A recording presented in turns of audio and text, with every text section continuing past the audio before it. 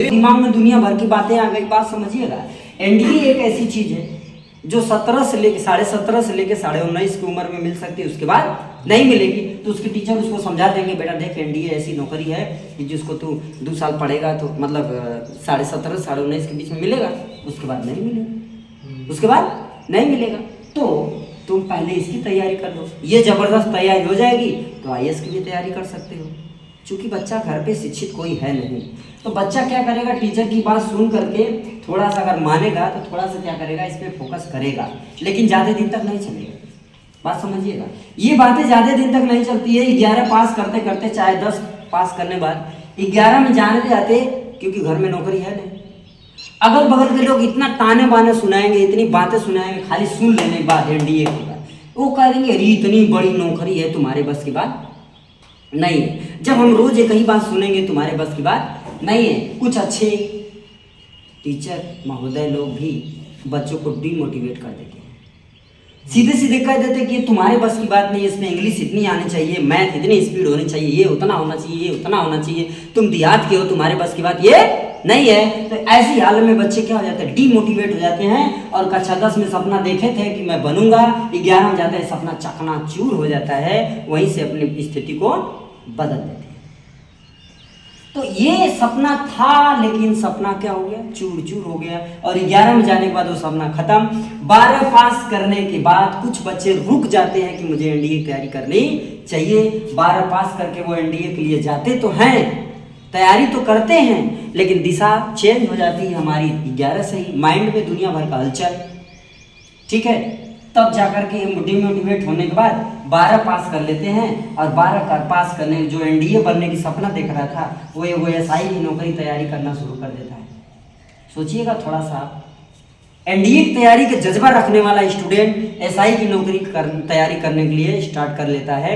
और 2 साल पढ़ने के बाद जैसे ही 12 पास हुआ, 2 साल पढ़ाई किया, 2 साल पेपर दिया, नौकरी नहीं मिली, परीक्षा पास नहीं किया, तो अगल बगल के जो टीचर हैं, अगल बगल के जो लोग हैं, अगल बगल के माहौल वाले लोग इसको इतना कुछ बोल देते हैं कि देखो दरोगा साहब जाते हैं, देखो लेखपाल साहब जाते हैं, देखो डीएम साहब जाते हैं, इतने सब बोल देते हैं कि बेचारा डीमोटिवेट हो जाता है। फिर सोचता है कि चलो पुलिस की नौकरी मिल जाए। अब पुलिस की नौकरी के लिए वो फॉर्म तो भर देता है, और नौकरी आ जाती है रेलवे की, और नौकरी आ गई ट्रेसर की, और नौकरी आ गई बैंक में, और आ गई एसएससी में, एसएससी जीडी, एमटीसीएस, ऐसे ढेर सारी नौकरियां उसके सामने आके खड़ी हो जाती है। अब वो क्या करता है, दिमाग उसका चक्रिया गया। अब क्या है कि एसआई की फार्म तो भरा हूँ, ठीक है, मालूम नहीं निकला तो फिर पता कब आएगा, चलो रेलवे में भी भर देता हूँ। अच्छा, रेलवे पेपर नजदीक आ जाएगा तो एक और भर्ती आ जाएगी, है कि नहीं। जैसे ही रेलवे का पेपर नजदीक आया, एक और भर्ती जबरदस्त आ गई, उसके दिमाग में फिर आ जाएगा, अरे यार रेलवे तो भर ही हूँ, तैयारी तो मैं करता ही हूँ। अब बैंकवा में आए रीजनिंग और मैथवा पूछेला, अंग्रेजिया तो बादे के न पूछी, मैं रीजनिंग और मैथ पुलिस एसआई रेलवे की तैयारी कर तो मैथवा तो धुआं करी दो। ये बात सोचकर वो फिर बैंक में फॉर्म डाल देता है। अब उसका दिमाग कहाँ चला गया, एसआई रेलवे बैंक, तो बोले पीईटी के पेपर आ जाए, पीईटी पेट भर जाए, तुरंत पीईटी का भरी फार्म भैया। और जैसे ही पीईटी का फार्म भरी तो उसमें 17 सब्जेक्ट का अलग अलग सिलेबस है। जबले तू पीईटी पास ना करबा तो यूपी का तोके को नौकरी ना मिली।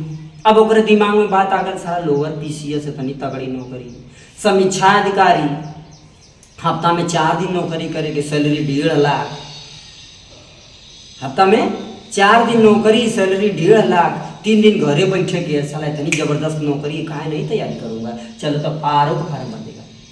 किसका फार्म भर दिया, पहले किसका भरा था, एसआई का, अभी परीक्षा नहीं हुई है, फिर भर दिया रेलवे का, परीक्षा नहीं हुई है, भर दिया बैंक का, पेपर नहीं हुआ है, भर दिया समीक्षा अधिकारी का, पेपर नहीं हुआ है, पहले पेट भरेगा, पेट भर दिया। अभी चारों में से को पेपर हुआ नहीं, किसकी तैयारी करेगा वो ये सोच लो पहले। वो एसआई तैयारी करेगा, रेलवे करेगा, पुलिस की करेगा, या